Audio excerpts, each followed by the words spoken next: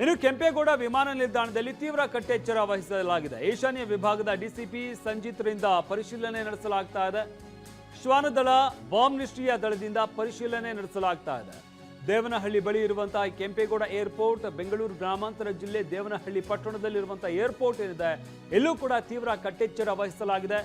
ಈಶಾನ್ಯ ವಿಭಾಗದ ಡಿಸಿಪಿ ಸಜಿತ್ರಿಂದ ಪರಿಶೀಲನೆ ನಡೆಸಲಾಗ್ತಾ ಇದೆ. ಶ್ವಾನದಳ ಬಾಂಬ್ ನಿಷ್ಕ್ರಿಯ ದಳದಿಂದ ಪರಿಶೀಲನೆ ನಡೆಸಲಾಗ್ತಾ ಇದೆ. ದೇವನಹಳ್ಳಿ ಬಳಿ ಇರುವ ಕೆಂಪೇಗೌಡ ಏರ್ಪೋರ್ಟ್, ಬೆಂಗಳೂರು ಗ್ರಾಮಾಂತರ ಜಿಲ್ಲೆ ದೇವನಹಳ್ಳಿ ಪಟ್ಟಣದಲ್ಲಿರುವಂತಹ ಕೆಂಪೇಗೌಡ ಏರ್ಪೋರ್ಟ್ ಏನಿದೆ, ಇಲ್ಲೂ ಕೂಡ ಹೆಚ್ಚಿನ ತಪಾಸಣೆಯನ್ನು ನಡೆಸಲಾಗ್ತಾ ಇರುವಂಥದ್ದು. ಎಲ್ಲೂ ಕೂಡ ಪ್ರತಿಯೊಂದು ವಾಹನಗಳು, ಏರ್ಪೋರ್ಟ್ ಒಳಗಡೆ ಬರುವಂಥ ವಾಹನಗಳು, ಹಾಗೆ ಅಲ್ಲಿಂದ ಹೊರಡುವಂಥ ವಾಹನಗಳು, ಹಾಗೆ ಪ್ರಯಾಣಿಕರೇನಿದ್ದಾರೆ ಅವರ ಲಗೇಜು, ಇದೆಲ್ಲವನ್ನು ಕೂಡ ತಪಾಸಣೆಗೆ ಒಳಪಡಿಸಲಾಗ್ತಾ ಇರುವಂಥದ್ದು. ತೀವ್ರ ಕಟ್ಟೆಚ್ಚರ ವಹಿಸಲಾಗಿದೆ. ಇನ್ನು ಸ್ಥಳಕ್ಕೆ ಈಶಾನ್ಯ ವಿಭಾಗದ ಡಿಸಿಪಿ ಸಜಿತ್ ಸ್ಥಳಕ್ಕೆ ಭೇಟಿ ನೀಡಿದ್ದಾರೆ, ಪರಿಶೀಲನೆ ನಡೆಸ್ತಾ ಇದ್ದಾರೆ.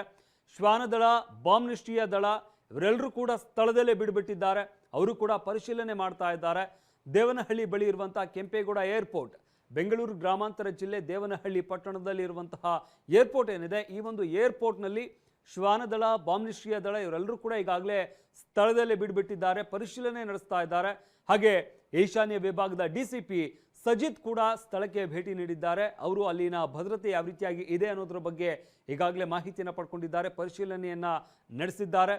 ಜೊತೆಗೆ ಬರುವಂಥ ಪ್ರತಿಯೊಂದು ವಾಹನಗಳನ್ನು, ಹಾಗೆ ಪ್ರಯಾಣಿಕರ ಲಗೇಜ್ ಏನಿದೆ, ಇದೆಲ್ಲವನ್ನೂ ಕೂಡ ಪರಿಶೀಲನೆ ನಡೆಸಲಾಗ್ತಾ ಇದೆ. ಇನ್ನು ಬೆಂಗಳೂರು ನಗರದಲ್ಲಿ ಪ್ರಮುಖವಾಗಿ ಎಂಜಿ ರಸ್ತೆ, ಚರ್ಚ್ ಸ್ಟ್ರೀಟ್, ಕ್ವೀನ್ ಸರ್ಕಲ್ನಲ್ಲಿ ಅಲರ್ಟ್ ಆಗಿರುವಂತಹ ಪೊಲೀಸ್ನವರು ಖುದ್ದು ಪರಿಶೀಲನೆ ನಡೆಸ್ತಾ ಇದ್ದಾರೆ. ಕೇಂದ್ರ ವಿಭಾಗದ DCP Akshay MG road metro station ಅಲ್ಲೂ ಕೂಡ ಪರಿಶೀಲನೆ ನಡೆಸಲಾಗ್ತಾ ಇದೆ. ಲಾಡ್ಜ್ಗಳಲ್ಲೂ ಕೂಡ ಪರಿಶೀಲನೆ ನಡೆಸ್ತಾ ಇರುವಂತಹ ಪೊಲೀಸರು, ಲಾಡ್ಜ್ಗಳಲ್ಲಿ ಇರುವಂತಹ ಹೊರ ರಾಜ್ಯದವರೇನಿದ್ದಾರೆ ಅಥವಾ ಅಪರಿಚಿತರೇನಿದ್ದಾರೆ, ಇವರುಗಳ ಮಾಹಿತಿಯನ್ನು ಕೂಡ ಕಲೆ ಹಾಕಲಾಗ್ತಾ ಇದೆ. ಬೇರೆ ಬೇರೆ ರಾಜ್ಯದಿಂದ ಬಂದು ಇಲ್ಲಿ ಸ್ಟೇ ಆಗಿರುವಂಥದ್ದು ಲಾಡ್ಜ್ಗಳಲ್ಲಿ ಇರುವಂಥವರೇನಿದ್ದಾರೆ ಅವರೆಲ್ಲರ ಮಾಹಿತಿಯನ್ನು ಕೂಡ ಪೊಲೀಸ್ನವರು ಕಲೆ ಹಾಕ್ತಾ ಇದ್ದಾರೆ. ಅದ್ರ ಬಗ್ಗೆ ಕೂಡ ಮಾಹಿತಿಯನ್ನು ಪಡ್ಕೊಳ್ತಾ ಇದ್ದಾರೆ. ಇನ್ನು ಎಂಜಿ ರಸ್ತೆ, ಚರ್ಚ್ ಸ್ಟ್ರೀಟ್, ಕ್ವೀನ್ ಸರ್ಕಲ್ ಇಲ್ಲೆಲ್ಲವೂ ಕೂಡ ಪೊಲೀಸ್ನವರು ಅಲರ್ಟ್ ಆಗಿದ್ದಾರೆ. ಇನ್ನು ಚರ್ಚ್ ಸ್ಟ್ರೀಟ್ನಿಂದ ನಮ್ಮ ಪ್ರತಿನಿಧಿ ಶಿವಪ್ರಸಾದ್ ಒಂದು ಪ್ರತ್ಯಕ್ಷ ವರದಿಯನ್ನು ಕೊಟ್ಟಿದ್ದಾರೆ, ನೋಡೋಣ ಬನ್ನಿ. ದೆಹಲಿಯ ಕೆಂಪುಕೋಟೆ ಸಮೀಪ ಬಾಂಬ್ ಬ್ಲಾಸ್ಟ್ ಆಗಿರ್ತಕ್ಕಂಥ ಹಿನ್ನೆಲೆಯಲ್ಲಿ ಈಗಾಗಲೇ ನಗರದಾದ್ಯಂತ ಕಟ್ಟೆಚ್ಚರ ವಹಿಸಿರ್ತಕ್ಕಂಥದ್ದು. ಬೆಂಗಳೂರಿನ ಕೂಡ ಹಲವು ಪ್ರದೇಶಗಳಲ್ಲಿ, ಪ್ರಮುಖ ಜಂಕ್ಷನ್ಗಳಲ್ಲಿ, ಮಾಲ್ಗಳಲ್ಲಿ ಸೇರಿದಂತೆ ಸಾರ್ವಜನಿಕ ಸ್ಥಳಗಳೆಲ್ಲ ಕೂಡ ಹೈ ಅಲರ್ಟ್ ಅನ್ನು ಘೋಷಣೆ ಮಾಡಲಾಗಿರ್ತಕ್ಕಂಥದ್ದು. ಪೊಲೀಸರು ಕೂಡ ನಾಕಾಬಂದಿ ಹಾಕಿ ಪರಿಶೀಲನೆ ಮಾಡ್ತಿದ್ದಾರೆ. ನಾವೀಗ ಬೆಂಗಳೂರಿನ ಚರ್ಚ್ ಸ್ಟ್ರೀಟ್ನಲ್ಲಿ ನಾವಿದ್ದೇವೆ. ನೀವು ಈಗಾಗಲೇ ಗಮನಿಸಬಹುದಾಗಿದ್ದು, ಚರ್ಚ್ ಸ್ಟ್ರೀಟ್ನಲ್ಲೂ ಕೂಡ ಈಗಾಗಲೇ ಡಾಗ್ ಸ್ಕ್ವಾಡ್ ಸೇರಿದಂತೆ ಖುದ್ದು ಡಿಸಿಪಿ ಅವರು ಕೂಡ ಈಗಾಗಲೇ ರೌಂಡ್ಸ್ ಅನ್ನು ಮಾಡ್ತಿರ್ತಕ್ಕಂಥದ್ದು. ಚರ್ಚ್ ಸ್ಟ್ರೀಟ್ನ ಹಲವು ಭಾಗಗಳಲ್ಲಿ ಸೇರಿದಂತೆ ಎಂಜಿ ರೋಡ್, ಬ್ರಿಗೇಡ್ ರೋಡ್ ಸೇರಿದಂತೆ ಹಲವು ಮಾಲ್ಗಳಲ್ಲೂ ಕೂಡ ಪರಿಶೀಲನೆಗೆ ಮುಂದಾಗಿರ್ತಕ್ಕಂಥದ್ದು. ಮೆಟ್ರೋ ನಿಲ್ದಾಣಗಳು ಕೂಡ ಪರಿಶೀಲನೆ ಮುಂದುವರಿಸಿದ್ದಾರೆ. ಈ ಕುರಿತು ನಮ್ಮೊಂದಿಗೆ ಮಾತನಾಡೋದಕ್ಕೆ ಟಿವಿ9 ಜೊತೆಗೆ ಖುದ್ದು ಬೆಂಗಳೂರಿನ ಕೇಂದ್ರ ವಿಭಾಗದ ಡಿಸಿಪಿ ಆಗಿರ್ತಕ್ಕಂಥ ಅಕ್ಷಯ್ ಎಂ ಹಾಕೆ ಇದ್ದಾರೆ. ಅವ್ರನ್ನೇ ಮಾತಾಡ್ಸೋಣ ಬನ್ನಿ. ಸರ್, ಈಗಾಗಲೇ ಬೆಂಗಳೂರಿನಾದ್ಯಂತ ಹೈ ಅಲರ್ಟ್ ಅನ್ನು ಘೋಷಣೆ ಮಾಡಲಾಗಿದೆ. ಬೆಂಗಳೂರಿನಾದ್ಯಂತ ಪೊಲೀಸರು ಕಟ್ಟೆಚ್ಚರ ವಹಿಸಿದ್ದಾರೆ, ನಾಕಾಬಂದಿಗಳನ್ನು ಹಾಕಿ ಪರಿಶೀಲನೆ ಮಾಡ್ತಿರ್ತಕ್ಕಂಥದ್ದು. ಹೌದು, ಎಲ್ಲರಿಗೂ ಗೊತ್ತಿರೋ ಹಾಗೆ ಡೆಲ್ಲಿನಲ್ಲಿ ಏನು ಘಟನೆ ನಡೆದಿದೆ, ಅದಾದಮೇಲೆ ಮುಂಜಾಗ್ರತವಾಗಿ ಇಡೀ ಬೆಂಗಳೂರು ನಗರನಲ್ಲಿ ಎಲ್ಲರೂ ಭಾಳ ಅಲರ್ಟ್ ಆಗಿದ್ದೀವಿ. ಹೈ ಅಲರ್ಟ್ ಮೋಡಲ್ಲೇ ಎಲ್ಲ ವಿಷಯಗಳನ್ನು ಗಮನಿಸ್ತಾ ಇದ್ದೀವಿ. ಬೆಂಗಳೂರು ನಗರ ಆಯುಕ್ತಾಲಯದ ನಾವೆಲ್ಲ ಟೀಮ್ಸ್ನ ಒಟ್ಟಾಗಿದ್ದೀವಿ. ಸೊ ನಮ್ಮ ಜೊತೆಗೆ ಕ್ರೈಮ್ ಬ್ರಾಂಚ್ನವರು ಇದ್ದಾರೆ, ನಮ್ಮ CCBನವರು ಇದ್ದಾರೆ, ನಮ್ಮ ASC ತಂಡಗಳಿದೆ, ಟ್ರಾಫಿಕ್ನವ್ರ ಜೊತೆ ಕೂಡ ನಾವು ನಾಕಾಬಂದಿಗಳನ್ನು ಮಾಡ್ತಾ ಇದ್ದೀವಿ. ಒಟ್ಟಾಗಿ ಯಾವುದೇ ಘಟನೆಗೆ ಆಸ್ಪದ ನೀಡದಂತೆ, ಯಾವುದಾದ್ರೂ ಅನುಮಾನಾಸ್ಪದ ಇದ್ದಲ್ಲಿ ಅದನ್ನು ಕೂಲಂಕುಷವಾಗಿ ಪರಿಶೀಲನೆ ಆಗಲಿ, ಮತ್ತು ಅದೇ ನಿಟ್ಟಿನಲ್ಲಿ ಸಾರ್ವಜನಿಕರ ಮನಸ್ಸಿನಲ್ಲಿ ಒಂದು ಸುರಕ್ಷತೆಯ ಭಾವನೆಯನ್ನು ಮೂಡಿಸುವಂಥದ್ದು, ಒಂದು ಸಂದೇಶನ ಕೊಡುವಂಥದ್ದು ಪ್ರಯತ್ನ ಕೂಡ ಮಾಡ್ತಾ ಇದ್ದೇವೆ. ಸಾಮಾನ್ಯವಾಗಿ ಬೆಂಗಳೂರಿನ ಕೇಂದ್ರ ವಿಭಾಗ ಅಂತಂದ್ರೆ ವಿಧಾನಸೌಧ ಆಗಿರ್ಬೋದು, ಚರ್ಚ್ ಸ್ಟ್ರೀಟ್, ಎಂಜಿ ರೋಡ್ ಸೇರಿದಂತೆ ಹಲವು ಪ್ರಮುಖ ಸ್ಥಳಗಳು ಒಳಪಡ್ತಕ್ಕಂಥದ್ದು, ನಿಮ್ಮ ವ್ಯಾಪ್ತಿಗೆ ಬರ್ತಕ್ಕಂಥದ್ದು. ಚರ್ಚ್ ಸ್ಟ್ರೀಟ್ನಲ್ಲಿ ಹಿಂದೆ ಕೂಡ ಹಲವು ಬಾರಿ ಬಾಂಬ್ ಬ್ಲಾಸ್ಟ್ ಆಗಿದೆ ಅಂತ ಉದಾಹರಣೆ ಕೇಳಿ ಬಂದಿರತಕ್ಕಂಥದ್ದು. ಈ ರೀತಿಯ ಹಿನ್ನೆಲೆಯಲ್ಲಿ ಇರ್ತಕ್ಕಂಥ ಹಿನ್ನೆಲೆಯಲ್ಲಿ ಯಾವ ರೀತಿಯ ಕಟ್ಟೆಚ್ಚರ ವಹಿಸಲು, ವಿಶೇಷವಾಗಿ ಯಾವ ರೀತಿಯ ಆಸ್ತಿಯನ್ನು ವಹಿಸಲಾಗಿದೆ? ಈಗಾಗಲೇ ನಾವು ಎಲ್ಲ ಸೆನ್ಸಿಟಿವ್ ಲೊಕೇಶನ್ಸ್ನ ಭಾಳ ಕೂಲಂಕುಷವಾಗಿ ಪರಿಶೀಲನೆ ಮಾಡ್ತಾ ಇದ್ದೀವಿ. ಯಾವುದಾದ್ರೂ ಅನ್ಅಟೆಂಡೆಡ್ ವೆಹಿಕಲ್ಸ್ ಇರ್ಬೋದು, ತುಂಬ ಹೊತ್ತು ನಿಂತಿರೋ ಗಾಡಿಗಳು ಇರ್ಬೋದು, ಆಬ್ಜೆಕ್ಟ್ಸ್ ಇರ್ಬೋದು, ಸಸ್ಪಿಷಿಯಸ್ ಏನಾದರೂ ಮೂವ್ಮೆಂಟ್ ಇರ್ಬೋದು, ಜೊತೆಗೇ ಹೆಚ್ಚು ಜನದಟ್ಟಣೆ ಅಥವಾ ಜನಸಂದಣಿ ಇರುವಂಥ ಪ್ರದೇಶಗಳು, ಫಾರ್ ಎಕ್ಸಾಂಪಲ್ ಇಲ್ಲಿ ಫ್ಯಾಮಿಲಿಯೊಂದಿಗೆ ಜನ ಸಂಜೆ ಹೊತ್ತಿಗೆ ಇರ್ತಾರೆ, ಅಥವಾ ಫುಡ್ ಇಲ್ಲಿ ರೆಸ್ಟೋರೆಂಟ್ ಏರಿಯಾ ಜಾಸ್ತಿ ಇದೆ, ಅಂಥ ಜಾಗಗಳಲ್ಲಿ ಕೂಡ ಚೆಕ್ ಮಾಡಿಸ್ತಾ ಇದ್ದೀವಿ. ಸೊ ನಮ್ಮ ತಂಡ ಜೊತೆಗಿದ್ದೀವಿ, ASC ಟೀಮ್ ಇದೆ, ಸೊ ಆ ರೀತಿ ಅನುಮಾನಾಸ್ಪದ ಏನಾದರೂ ಕಂಡ್ರೆ ನಮ್ಮ ಡಾಗ್ ಸ್ಕ್ವಾಡ್ ಮೂಲಕ ಕೂಡ ಪರಿಶೀಲನೆ ಮಾಡ್ತಾ ಇದ್ದೀವಿ. ಹಾಗೆಯೇ ನಾಕಾಬಂದಿ ಮೂಲಕ ಕೂಡ ವೆಹಿಕಲ್ಸ್ನ ಚೆಕ್ ಮಾಡ್ತಾ ಇದ್ದೀವಿ. ಜೊತೆಗೆ ನಗರದಲ್ಲಿ ಬೇರೆ ಯಾರಾದರೂ ಬಂದು ವಾಸ ಆಗಿದ್ದಾರ ಅನ್ನೋ ಚೆಕ್ ಮಾಡಲಿಕ್ಕೆ ಎಲ್ಲ ಲಾಡ್ಜಸ್ಗಳು ಕೂಡ ನಾವು ಹುಡುಕ್ತಾ ಇದ್ದೀವಿ. ಸರ್, ಈಗಾಗಲೇ ಬೆಂಗಳೂರು ಸೇರಿದಂತೆ ಬೇರೆ ಯಾವುದೇ ಭಾಗಗಳಲ್ಲೂ ಕೂಡ ದೇಶಾದ್ಯಂತ ಎಲ್ಲೇ ಕೂಡ ಸ್ಫೋಟ ಆದರೆ ಸಾಮಾನ್ಯವಾಗಿ ಸಾರ್ವಜನಿಕರು ಪ್ಯಾನಿಕ್ ಆಗ್ತಾರೆ. ಈ ಹಿನ್ನೆಲೆಯಲ್ಲಿ ಸಾರ್ವಜನಿಕರು ಯಾವ ರೀತಿ ಪೊಲೀಸರಿಗೆ ಸಹಕಾರವನ್ನು ಕೊಡಬೇಕು ಅಂತ ಹೇಳಬೇಕು. ಒಂದು, ಏನೇ ಅನುಮಾನಾಸ್ಪದ ವಸ್ತು ನಿಮಗೆ ಕಂಡ್ರೆ ಅಥವಾ ಯಾವುದಾದ್ರೂ ಅನ್ಅಟೆಂಡೆಡ್ ಆಬ್ಜೆಕ್ಟ್ ಇದೆ, ನಿಮಗೆ ಡೌಟ್ ಬರ್ತಾ ಇದೆ ಅಂತ ದಯವಿಟ್ಟು 112ಗೆ ಕಾಲ್ ಕೊಡಿ. ಯಾವುದೇ ಕಾರಣಕ್ಕೂ ಸಾರ್ವಜನಿಕರು ಖುದ್ದಾಗಿ ಅದನ್ನು ಟಚ್ ಮಾಡುವಂಥದ್ದು ಅಥವಾ ಚೆಕ್ ಮಾಡುವಂಥದ್ದು ಆಗಬಾರ್ದು. ಪೊಲೀಸರಿಗೆ ಕರೆ ಕೊಟ್ಟು ಪೊಲೀಸರಲ್ಲಿ ಬರ್ತಾರೆ. ಅಗತ್ಯ ಇದ್ದಲ್ಲಿ ನಮ್ಮ ASC ಟೀಮು ಮತ್ತು ಇನ್ನೂ ಅಗತ್ಯ ಇದ್ದರೆ ನಮ್ಮ ಬಾಂಬ್ಸ್ ಡಿಸ್ಪೋಸಲ್ ಸ್ಕ್ವಾಡ್ ಕೂಡ ಅಲ್ಲಿ ಬಂದು ಇದು ಮಾಡ್ತೀವಿ. ಸಾರ್ವಜನಿಕರು ಇವೆಲ್ಲ ಮಾಹಿತಿಗಳನ್ನು ನಮ್ಮ ಜೊತೆಗೆ ಹಂಚಿದರೆ ಹೆಚ್ಚು ಅದನ್ನು ಪಾರದರ್ಶಕವಾಗಿ ಚೆನ್ನಾಗಿ ಮಾಡಲಿಕ್ಕೆ ಅನುಕೂಲ ಆಗ್ತದೆ. ಸೊ ಸಾರ್ವಜನಿಕರು ಪೊಲೀಸರು ಕಿವಿಯಾಗಿ ಕಣ್ಣಾಗಿ ಕೆಲಸ ಮಾಡುವಂಥದ್ದು ಆದರೆ ನಮಗೆ ಖಂಡಿತ ಸಹಾಯ ಆಗ್ತದೆ. ಇದಿಷ್ಟು ಕೂಡ ಬೆಂಗಳೂರಿನ ಕೇಂದ್ರ ವಿಭಾಗದ DCP ಆಗಿರ್ತಕ್ಕಂಥ ಅಕ್ಷಯ್ ಎಂ ಹಾಕೇರ್ ಅವರು ಹೇಳ್ತಿರ್ತಕ್ಕಂಥದ್ದು. ಕ್ಯಾಮರಾಮನ್ ಶರಣಯ್ಯ ಜೊತೆ ಶಿವಪ್ರಸಾದ್, TV9 ಬೆಂಗಳೂರು. ದೆಹಲಿಯಲ್ಲಿ ನಿಗೂಢ ಸ್ಫೋಟಕ್ಕೆ ಸಂಬಂಧಪಟ್ಟಂತೆ ಇಡೀ ದೇಶದಾದ್ಯಂತ ಹೈ ಅಲರ್ಟ್ ಅನ್ನು ಘೋಷಿಸಲಾಗಿದೆ.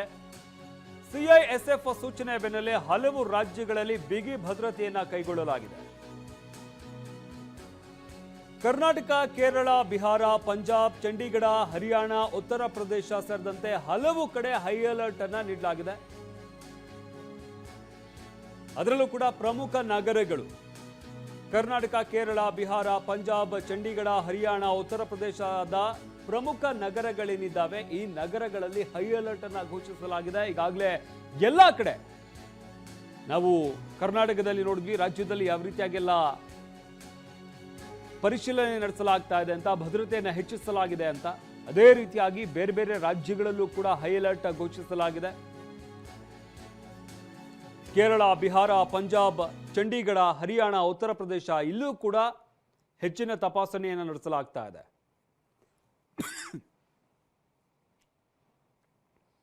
ಇಲ್ಲಿ ನಾವು ಗಮನಿಸ್ತಾ ಇರುವಂಥದ್ದು ಕೋಲ್ಕತ್ತಾದಲ್ಲೂ ಕೂಡ ಪರಿಶೀಲನೆ ನಡೆಸಲಾಗ್ತಾ ಇದೆ. ಅಲ್ಲಿ ಹೋಗುವಂಥ ಪ್ರತಿಯೊಂದು ವಾಹನಗಳನ್ನು ಕೂಡ ತಪಾಸಣೆ ನಡೆಸಲಾಗ್ತಾ ಇರುವಂಥದ್ದು. ಬಾಂಬ್ ನಿಷ್ಕ್ರಿಯ ದಳ, ಶ್ವಾನದಳ ಎಲ್ಲರೂ ಕೂಡ ಕಾರ್ಯಪ್ರವೃತ್ತರಾಗಿದ್ದಾರೆ. ಪ್ರತಿಯೊಂದು ವಾಹನಗಳನ್ನು ಕೂಡ ತಪಾಸಣೆ ಮಾಡ್ತಾ ಇದ್ದಾರೆ.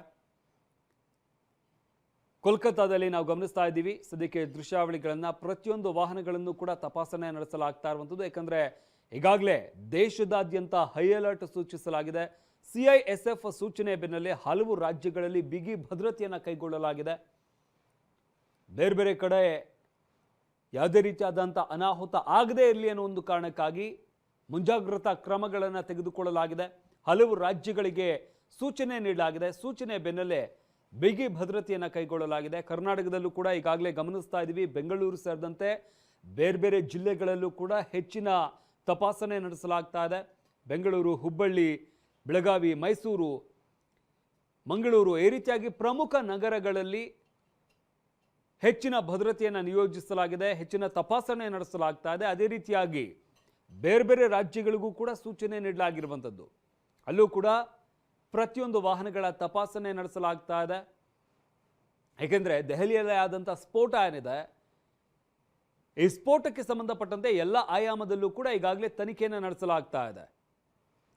ಇನ್ನು ಕೋಲ್ಕತ್ತಾ, ಜಮ್ಮು ಕಾಶ್ಮೀರ್ ಹಾಗೆ ಕೇರಳ ದೃಶ್ಯಾವಳಿಗಳನ್ನು ನಾವು ಗಮನಿಸ್ತಾ ಇದ್ದೀವಿ. ಕೋಲ್ಕತ್ತಾದಲ್ಲಿ ಅಲ್ಲೂ ಕೂಡ ಪ್ರತಿಯೊಂದು ವಾಹನಗಳನ್ನು ತಪಾಸಣೆ ನಡೆಸಲಾಗ್ತಾ ಇದೆ. ಹಾಗೆ ಜಮ್ಮುವಿನಲ್ಲೂ ಕೂಡ ಪ್ರತಿಯೊಂದು ವಾಹನಗಳ ತಪಾಸಣೆ ನಡೆಸಲಾಗ್ತಾ ಇದೆ. ಹಾಗೆ ಕೇರಳದಲ್ಲೂ ಕೂಡ ರೈಲ್ವೆ ಸ್ಟೇಷನ್, ಬಸ್ ನಿಲ್ದಾಣ, ಜನನಿಬಿಡ ಪ್ರದೇಶಗಳೇನಿದ್ದಾವೆ ಎಲ್ಲ ಕಡೆ ಕೂಡ ಹೆಚ್ಚಿನ ತಪಾಸಣೆಯನ್ನು ನಡೆಸಲಾಗ್ತಾ ಇದೆ. ಪ್ರಮುಖವಾಗಿ ವಾಹನಗಳನ್ನು ತಪಾಸಣೆ ನಡೆಸಲಾಗ್ತಾ ಇದೆ. ಯಾಕೆ ಅಂತಂದರೆ ದೆಹಲಿಯಲ್ಲಿ ಆದಂತಹ ಸ್ಫೋಟ ಏನಿದೆ, ಈ ಸ್ಫೋಟಕ್ಕೆ ಸಂಬಂಧಪಟ್ಟಂತೆ ಎಲ್ಲ ಆಯಾಮದಲ್ಲೂ ಒಂದು ಕಡೆ ತನಿಖೆ ನಡೀತಾ ಇದೆ. ಆದರೆ ಒಂದು ವಿಚಾರ ಏನು ಅಂತಂದರೆ, ಆ ವಾಹನ ಏನು ಸ್ಫೋಟಗೊಂಡಂಥ ವಾಹನ ಏನಿದೆ ಅದರಲ್ಲಿ ಇದ್ದಂತಹ ಸ್ಫೋಟಕಗಳೇನಿದ್ದಾವೆ ಅದನ್ನು ಅಲ್ಲೇ ಸ್ಫೋಟಿಸೋದಕ್ಕೆ ತಂದಂಥದ್ದ, ಅಥವಾ ಆ ಸ್ಫೋಟಕಗಳನ್ನು ತುಂಬಿಕೊಂಡು ಬೇರೆ ಕಡೆ ಎಲ್ಲಾದರೂ ಸ್ಫೋಟಿಸೋದಕ್ಕೆ ಪ್ಲಾನ್ ಮಾಡ್ಕೊಂಡು ಏನಾದರೂ ಹೋಗ್ತಾ ಇದ್ರಾ, ಈ ಆಯಾಮದಲ್ಲೂ ಕೂಡ ತನಿಖೆಯನ್ನು ನಡೆಸಲಾಗ್ತಾ ಇರುವಂಥದ್ದು.